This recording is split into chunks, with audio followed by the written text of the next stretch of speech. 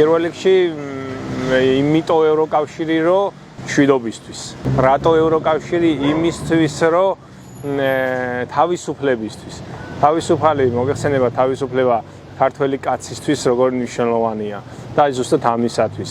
მშვიდობისთვის პირველ რიგში, თავისუფლებისთვის. შემდეგ ჯანსაღი ცხოვრებისთვის, განვითარებისთვის, უკეთესი მომავლისთვის, წლები ვიცხოვრე ევროპაში და ვიცი ზუსტად რა არის და როგორი ხარისხიანი ცხოვრება არის. გინდ ჯანდაცვით დავიწყოთ, გინდ განათლებით დავიწყოთ, უბრალოდ ელემენტარული ყოველდღიური ცხოვრებით დავიწყოთ.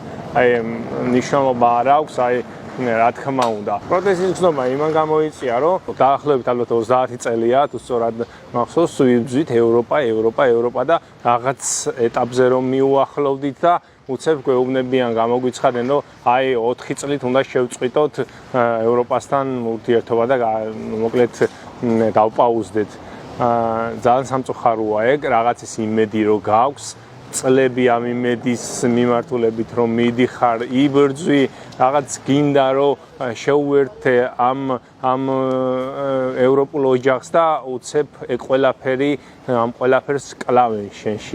ეგ არის ყველაზე სამწუხარო და ამან რა თქმა უნდა მარტო ჩემში კი არა, უამრავ ადამიანში გამოიწვია ეგ პროტესტის გზნობა და რა თქმა უნდა ევროპას და სრულად ევროპისაკენ. ძალიან ბევრი რამის გახსენება შემიძლია, მაგრამ შევეხები იმ თემას, რაც ჩვენი ქვეყნის 80%-ს აწუხებს სამწუხაროდ, მეც თუ არა რა, ჯანდაცვა.